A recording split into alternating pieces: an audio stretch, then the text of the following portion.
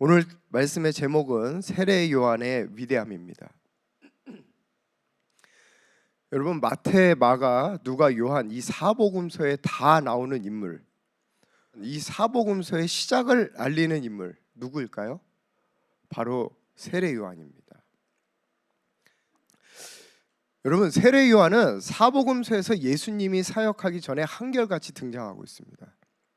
아니, 어떻게 보면 예수님의 사역은 세례 요한을 만나면서부터 시작합니다.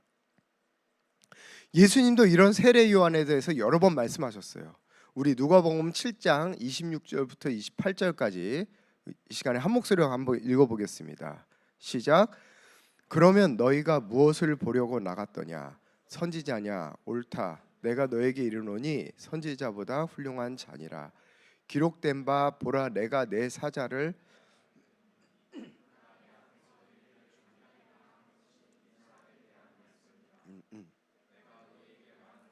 여자가 낳은 자 중에 요한보다 큰 자가 없도다.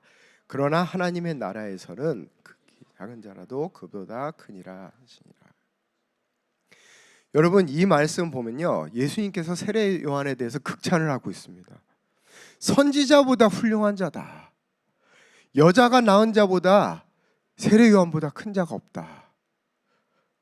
또 재미있는 사실은 하나님께서 예수님의 길을 준비하기 위해서 먼저 요한을 보냈다, 이렇게 말씀하십니다. 예수님의 공생의 사역과 세례 요한의 사역이 마치 짝을 이루고 있는 것처럼 표현하고 계신 거예요. 여러분, 도대체 이 세례 요한은 어떤 사람이기에 예수님께서 이토록 이 사람을 칭찬하셨는가? 또 그의 역할은 과연 무엇이며 과연 어떤 사역이기에 예수님의 사역과 짝을 이루어 등장하고 있는가? 오늘 말씀을 통해서 우리가 같이 보기 원합니다. 오늘 본문 말씀은 누가복음 3장 말씀입니다. 먼저 우리 1절, 2절을 함께 읽겠습니다. 시작. 디베리오 황제가 통치한 지 15해 곧 본디오 빌라도가 유대의 총독으로 헤롯이 갈릴리의 분봉왕으로 그 동생 빌립이 이두레와 드라고니 지방의 분봉왕으로 루사니아가 아빌레네의 분봉왕으로 안나스와 가야바가 대제사장으로 있을 때에 하나님의 말씀이 빈들에서 사가랴의 아들 요한에게. 여러분, 잘 아시다시피 이스라엘은 로마의 통치 가운데 있었습니다. 그러나 로마는 자신들의 정치의 목적에서 크게 벗어나지 않는 선에서 이스라엘의 종교 지도자들, 즉 이 말씀에 나오는 안나스와 가야바 같은 대제사장들의 활동을 허락했어요. 우리가 아는 것처럼 예수님도 십자가를 지시기 전에 여기 나오는 안나스, 가야바, 본디오 빌라도 이런 사람들에게 신문을 받게 됩니다. 자, 이런 상황에서 2절 후반절에 보면 이렇게 말씀하십니다. 하나님의 말씀이 빈들에서 사가랴의 아들 요한에게 임한지라, 이렇게 말씀하십니다. 여러분, 여기서 빈들은요, 광야를 말하는 거예요. 광야. 여러분, 제가 2017년도에 이스라엘의 성지 순례를 간 적이 있습니다. 그때 정말 많은 역사적인 것을 방문했어요. 그런데 특별히 저한테 기억에 남는 곳이 있습니다. 정말 한 가지만 뽑으라 그러면 저는 단연코 여기를 뽑을 겁니다. 바로 광야예요. 광야.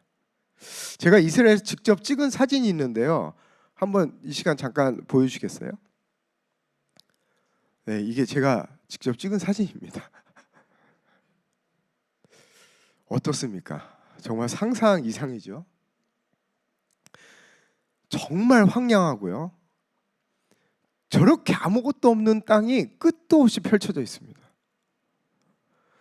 저 개인적으로는 성지 순례 중에서 저 광야가 가장 기억에 남고, 또 소위 말하는 홀리 플레이스, 거룩한 곳, 성지라고 하죠. 성지라는 장소를 수도 없이 방문했지만 저는 개인적으로 저 광야에 갔을 때 가장 큰 하나님의 감동하심이 있었어요. 그래서 저는 지금도 저 사진을 가끔 보곤 합니다. 여러분, 잘 아시다시피 성경의 많은 인물들이 광야에서 하나님의 음성을 듣고 또 광야에서 하나님을 체험하고 또 하나님께 부르심을 받았습니다. 이것은 오늘 말씀에 나오는 세례 요한도 마찬가지였어요. 오늘 말씀에 보면 세례 요한도 바로 이 광야에 있을 때 하나님의 말씀이 그에게 임했습니다. 여기서 하나님의 말씀이 임했다 하는 것을 헬라어 원어로 보면 레마입니다. 레마. 여러분, 헬라어에는 하나님의 말씀을 표현하는 두 가지 단어가 있어요. 한 가지는 로고스입니다. 그리고 또 한 가지는 레마입니다. 아마 많이 들어보셨을 거예요. 로고스는 기록된 하나님의 말씀이에요. 기록된 하나님의 말씀. 마치 성경 책과 같은 그 기록된 그 자체를 말하는 것입니다.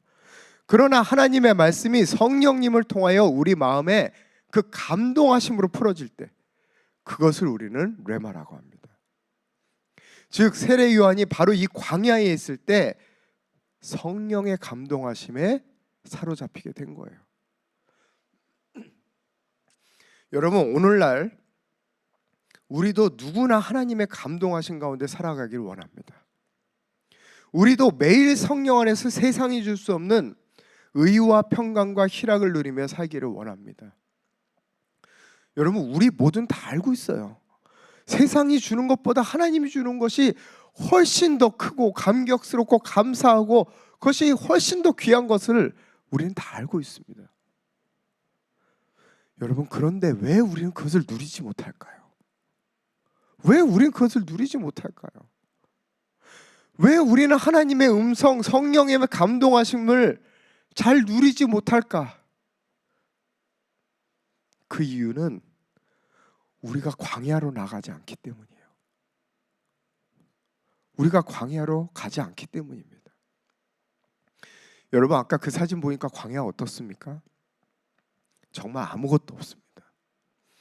오직 바람 소리 말고는 아무것도 없어요. 그런데 문제는 이겁니다. 우리 삶엔 뭐가 너무 많아요. 너무 많아요. 너무 분주해요. 너무 바빠요. 너무 정신이 없습니다. 하나님의 음성을 듣기에는 너무 정신이 없고 시끄러운 거예요. 이게 문제입니다. 여러분, 어떻게 해야 될까요? 그럼 어떻게 해야 할까요? 모든 것을 다 내려놓고 어디 산으로 들어가야 될까요? 기도원으로 가야 할까요? 우리의 일을 그만두거나 줄여야 할까요? 때로는 필요합니다. 그러나 그것이 궁극적인 광야는 아니죠. 여러분, 오늘날 광야는 바로 우리 마음속에서 이루어져야 함을 믿으시기 바랍니다.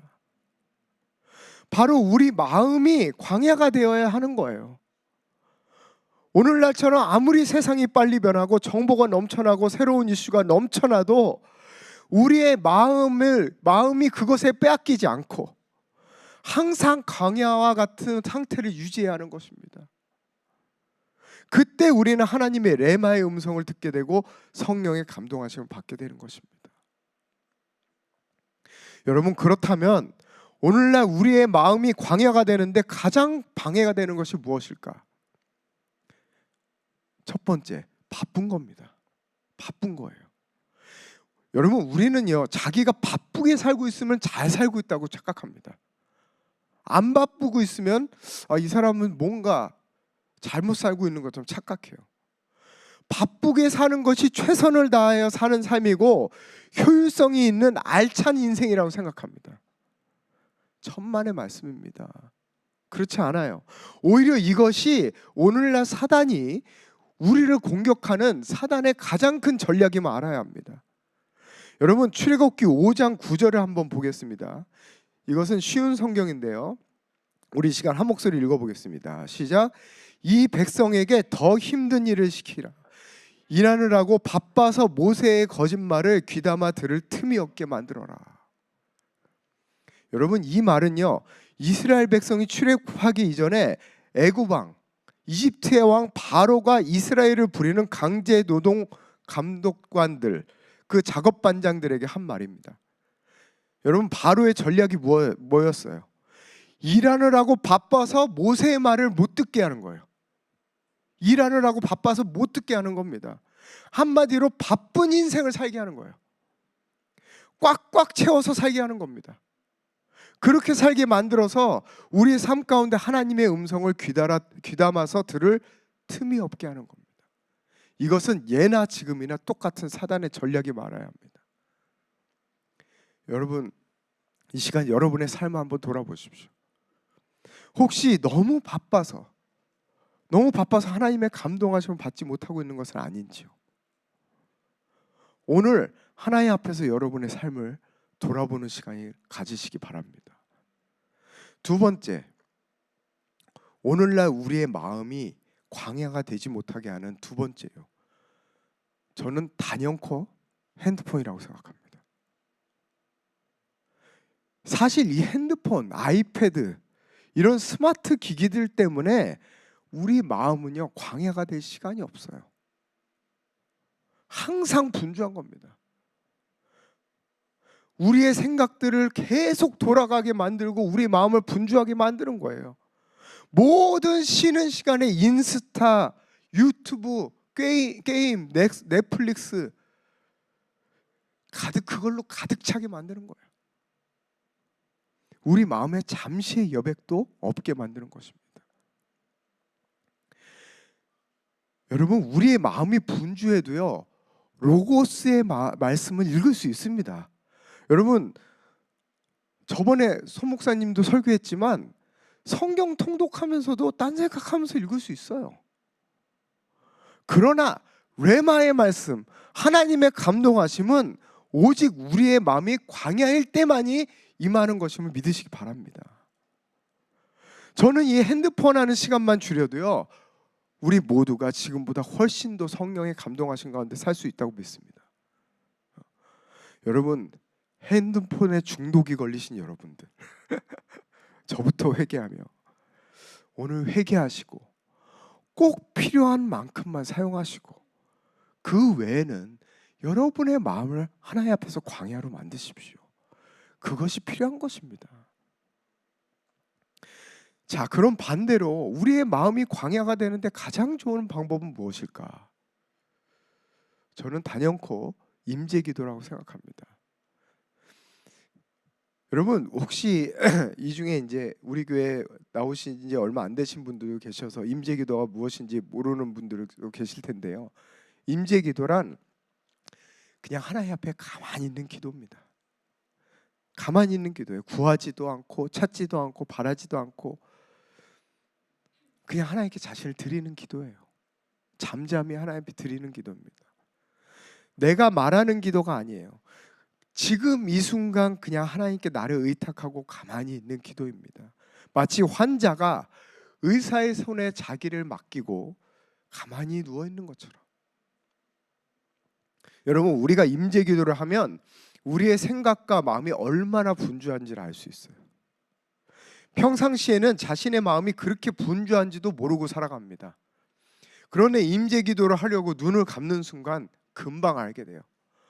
얼마나 많은 생각들이 떠오르는지, 얼마나 많은 느낌들이 있는지, 옛날 일, 어제 일, 아까 일, 내일 일 끝도 없습니다, 여러분. 그런데 많은 사람들이 임재 기도를 어려워해요. 왜 어려워하냐면 임재를 기도를 하는 순간 이런 생각들이 확 올라오잖아요. 그런데 그 순간부터 그 생각들을 없애려고 노력하는 겁니다. 없애려고. 왜 나 자꾸 이렇게 쓸데없는 생각하고 있지? 그래도 기도하는 시간인데. 그러나 아무리 안 하려고 해도 계속 생각이 떠오르고 끊임없이 꼬리를 물고 올라옵니다. 여러분, 그러나 우리가 알아야 될 것은요, 임재 기도는 생각을 없애는 기도가 아닙니다. 생각 없애는 기도가 아니에요. 오히려 내 생각에 떠오르는 그것들을 보고 그것들이 내 존재와는 관련이 없음을 인정하는 겁니다. 생각이 생각일 뿐임을 아는 거예요. 이것은 내 생각일 뿐임을 아는 겁니다. 그것이 임재 기도예요. 그럼 그 생각들을 어떻게 하는가? 그냥 두십시오. 그냥 흘러가게 두세요. 그 생각들이 내 생각이 아닌데 왜 내 안에서 떠오르는 모든 생각이 여러분이 책임을 지려고 합니까? 왜 여러분이 책임지려고 합니까? 그냥 그 생각 흘러가도록 두십시오. 아니, 무슨 소리예요? 내 안에 떠오르는 생각이니까 다 내 생각이지. 여러분, 여기서 내 안에서 떠오르는 내 생각, 이 내가 누구예요? 거짓자? 이 내가 우리가 말하는 거짓자 아닙니까? 여러분, 거짓자가 여러분입니까? 아니잖아요. 아니잖아요. 그러니까 그냥 두십시오. 그것은 내 생각이 아닙니다. 떠오르는 생각일 뿐인 거예요. 이건 그냥 거짓자에서 올라오는 생각일 뿐이구나. 그냥 두십시오. 다시 지금 이 순간 여기로 돌아오시면 됩니다. 지금 이 순간 하나님을 경험하시면 됩니다. 여러분, 그리스도의 생각을 하려면 여러분이 먼저 그리스도 안으로 들어가야 합니다. 그런데 그리스도 안으로 들어가려면 맨 먼저 뭘 해야 되는가? 자기를 부인해야 돼요. 자기를 부인해야 됩니다. 그 다음에 주님을 쫓는 겁니다. 우리는 자기를 부인하기 전에 주님을 쫓으려고 해요. 즉 먼저 그 거짓자를 부인해야 그리스도의 생각, 그리스도의 말, 예수님을 나타내는 행동하는 하나님의 자녀로 살 수 있다는 것입니다. 여러분, 제가 이 부분을 설교하다가 이 부분 어떻게 할까? 너무나 이 부분만 얘기해도요 한참 얘기해야 됩니다. 그래서 언젠가는 제가 더 자세히 나눌 기회가 있을 겁니다. 그러나 어쨌든 백문이 불여일견입니다. 여러분, 말만 100번 하면 뭐합니까? 여러분 한 번 체험하면 되는 거예요. 이번 주부터 여러분 하루에 5분, 단 10분이라도 매일매일 임재기도를 해보십시오. 여러분 삶에 놀라운 성령님의 감동하심을 경험하게 될 것입니다. 여러분, 임재기도가 힘든 사람일수록 임재기도를 해야 합니다. 왜냐하면 그 사람은 그만큼 자신의 생각에서 벗어나는 것이 두렵고 힘든 사람이기 때문이에요. 또 자신의 생각과 감정에서 벗어나 그리스도 안에서 진정한 자유함과 기쁨을 아직 체험해보지 못한 사람이기 때문입니다. 그러나 우리는 누가 뭐라 그래도 하나님 안에 있는, 그리스도 안에 있는 영적 존재임을 믿으시기 바랍니다. 여러분이 여러분을 놓는 순간 하나님이 여러분이 잡고 있는 것을 경험하게 되는 거예요. 그것을 경험하는 것이 진짜 신앙입니다. 여러분, 두려워하지 마시고 포기하지 마시고 하나님 앞에 자신을 드리는 시간을 가지십시오. 매일 임재기도 함으로써 광야와 같은 마음을 유지하며 살아가는 여러분 되시기를 축원합니다. 여러분, 광야에서 세례 요한에게 하나님의 말씀이 임하고 그의 본격적인 사역이 시작됩니다. 자, 그러면 세례 요한의 사역의 핵심이 무엇이었을까? 세례 요한의 역할은 무엇이었을까요? 우리 3절 4절을 같이 보겠습니다. 요한이 요단강 부근 각처에 와서 죄사함을 받게 하는 회개의 세례를 전파하니 선지자 이사야의 책에 쓴 바 광야에서 외치는 자의 소리가 있어 이르되 너희는 주의 길을 준비하라, 그의 오실 길을 곧게 하라, 이렇게 말씀하십니다. 세례 요한은 회개의 세례를 전하는 것, 이것이 그의 핵심 사역이었습니다. 그리고 그것을 통해서 주의 길을 준비하는 것이 그의 가장 중요한 역할이었어요. 여러분, 우리가 무엇을 준비한다 할 때에는요, 그 준비 자체가 목적이 아닌 것을 알아야 합니다. 그렇지 않겠어요? 그 준비 뒤에는 항상 진짜 목적이 있다는 것을 의미하는 것입니다. 이것은 마치 우리가 본 무대를 가지기 전에 리허설을 하는 것과 같아요. 여러분, 리허설 자체가 목적이 아니잖아요. 본 무대가 목적이지. 그렇다면 세례 요한은 무엇을 준비하는 것일까? 무엇을 준비하는 자로 부름심을 받았을까? 우리 16절을 한 목소리로 읽겠습니다. 시작. 요한이 모든 사람에게 대답하여 이르되 나는 물로 너희에게 세례를 베풀거니와 나보다 능력이 많으신 이가 오시나니 나는 그의 신발끈을 풀기도 감당하지 못하겠노라. 그는 성령과 불로 너희에게 세례를 베푸실 것이요. 여러분, 요한이 전한 것은 물 세례였어요. 즉 자신이 죄인임을 깨닫고 구원을 받아야 할 존재임을 깨닫는 것, 그리고 죄사함을 받는 것이 바로 요한이 전한 것이었습니다. 그러나 세례 요한이 준비하는 자라고 말씀드렸어요. 그렇다면 요한이 베푸는 이 물 세례 자체는 목적이 될 수 없는 것입니다. 목적이 될 수 없는 거예요. 요한이 전한 죄사함을 받는 물 세례는 준비 과정입니다. 준비 과정. 그렇다면 본 무대, 진짜 목적은 뭐예요? 16절 후반절에 뭐라고 하십니까? 나보다 능력이 많은 이가 오시나니 나는 그의 신발끈을 풀기도 감당하지 못하겠노라. 그는 성령과 불로 너희에게 세례를 베푸실 것이요. 여러분, 바로 예수님이 주시는 성령과 불세례가 진짜 목적인 거예요. 이게 진짜 목적입니다. 이것을 준비시키기 위해서 요한이 이 땅에 태어나서 준비하는 자로 온 거예요. 여러분, 하나님이 말씀하신 참된 구원이 무엇입니까? 하나님께서 궁극적으로 원하는 게 뭐예요? 태초에 하나님께서 인간을 창조하신 그 모습 그대로 우리가 다시 회복되어 그 창조의 목적대로 살아가는 것, 그것이 바로 하나님이 계획하신 구원입니다. 하나님이 인간을 창조하신 이유가 무엇입니까?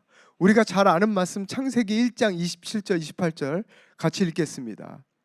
시작. 하나님이 자기의 형상 곧 하나님의 형상대로 사람을 창조하시되 남자와 여자를 창조하시고, 계속 읽겠습니다.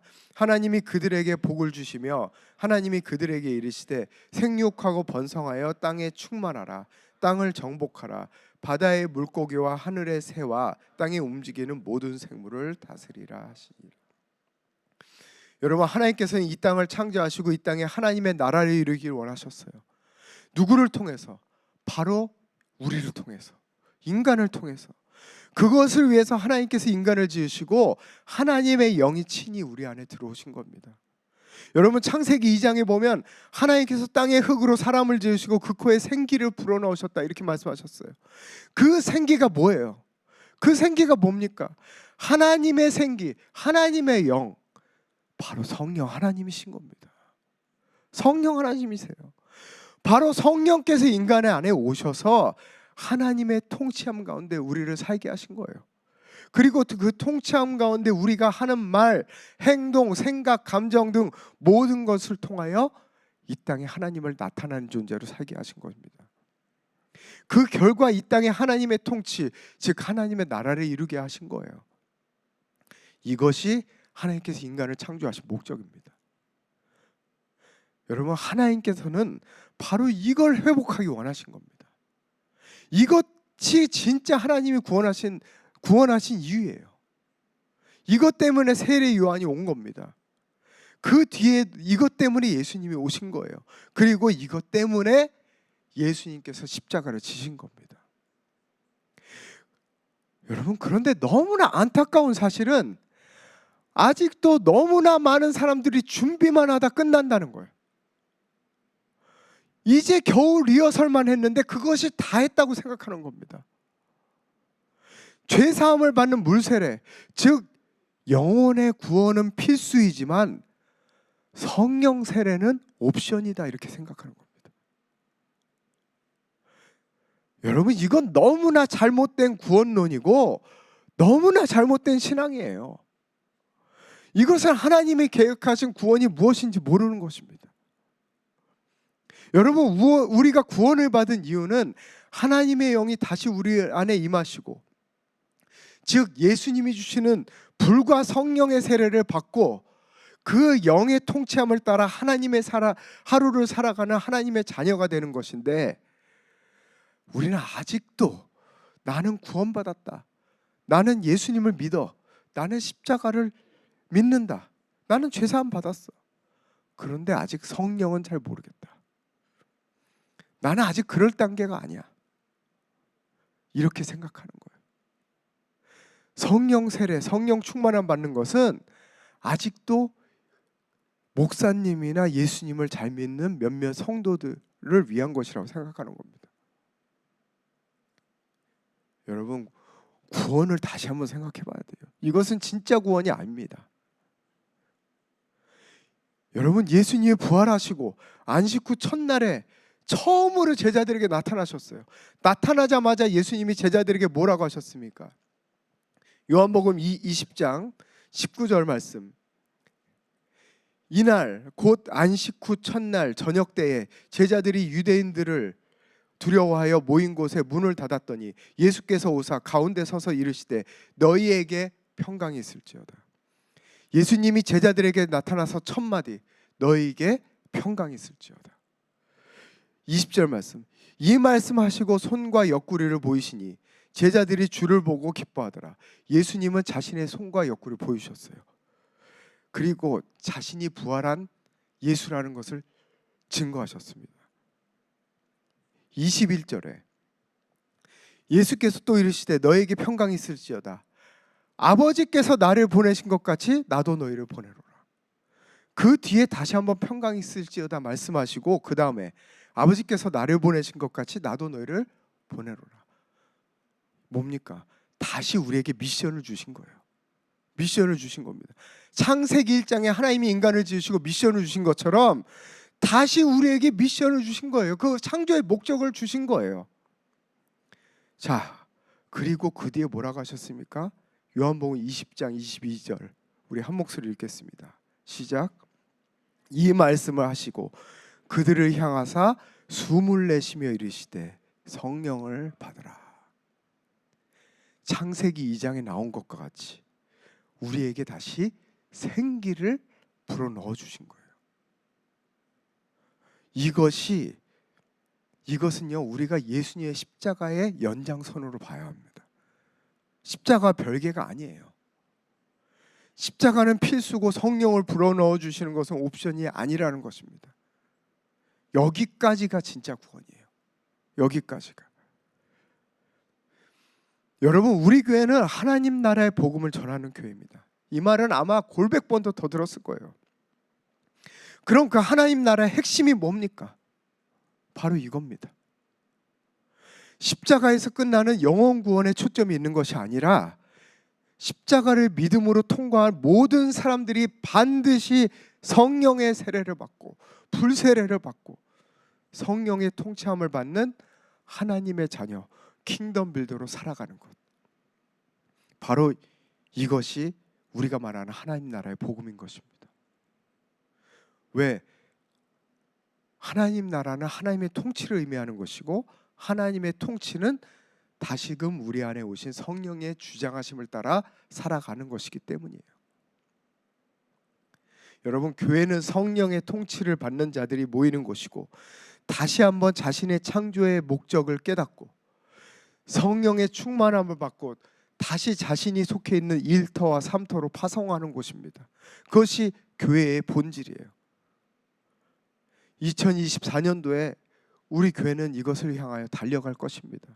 우리 헤븐리 교회에 나오는 단 한 사람도 십자가 구원에 머무르는 사람 없이 모두가 성령 세례를 받고 즉 성령의 체험을 하고 그분의 통치함을 따라 매일매일을 살아가는 킹덤 빌더, 그 킹덤 빌더로 살아가는 것, 이것이 우리 2024년도의 목표입니다. 그리고 저는 이 하나님 나라 복음에 함께할 자들, 그 자들을 하나님께서 반드시 우리 교회에 보내주실 거라고 믿습니다. 그리고 또 결국은 사실은 이 복음에 동의하는 자만이 이 교회에 남게 되는 거예요. 여러분, 성령 세례는 무엇입니까? 우리가 예수 그리스도의 십자가를 믿음으로 하나님의 자녀가 되는 순간 성령께서는 우리 안에 내주하고 계십니다. 성령께서 우리 안에 들어오세요. 그러나 하나님의 영이 단지 우리 안에 계신 것과 그 영의 통참을 받는 것은 또 다른 문제입니다. 우리의 혼과 육이 우리 안에 오신 하나님의 영의 통참을 받는 것을 경험하는 것, 이것을 바로 우리는 성령 체험, 성령 세례라고 말하는 것입니다. 성령 체험은 누구에게나 똑같은 현상으로 임하지 않아요. 어떤 사람에게는 불과 같이 임할 수도 있습니다. 은사가 나타날 수도 있어요. 반대로 어떤 사람에게는 정말 잠잠하게 조용하게도 임할 수 있습니다. 말할 수 없는 하나님의 평안과 기쁨이 임할 수도 있는 거예요. 그러나 공통점이 있어요. 하나님이 주시는 진정한 자유함을 경험하게 되고 기쁨이 임한다는 거예요. 세상이 줄 수 없는 의와 평강과 희락이 임한다는 것입니다. 용서가 임한다는 거예요. 사랑이 임하는 겁니다. 성령의 열매가 나타나고 능력이 나타나는 거예요. 무엇보다도 자신이 하나님의 자녀인 것, 하나님께서 나와 함께 하신다는 것을 의심 없는 확신으로 살아가게 됩니다. 로마서 8장 16절을 보겠습니다. 성령이 친히 우리 영과 더불어 우리가 하나님의 자녀인 것을 증언하시나. 여러분, 성령 체험을 하십시오. 매일매일 성령 체험을 하십시오. 이것은 단회적인 체험을 말하는 것이 아닙니다. 지속적으로 체험해야 하는 것입니다. 여러분, 성령 체험을 언제 하는가? 사도행전에 보면 대부분 함께 모여서 간절히 기도할 때 성령 체험을 하게 됩니다. 오늘과 같이, 아니면 우리가 모이는 금요기도와 같이, 아니면 화요 말씀 치유 집회와 같이 간절히 모여서 기도할 때 성령 체험을 하게 됩니다.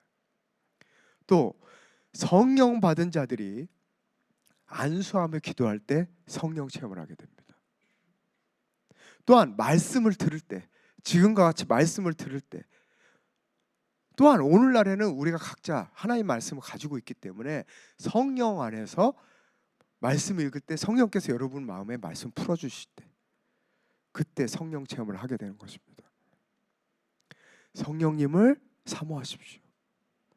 매일매일 성령님을 체험하십시오.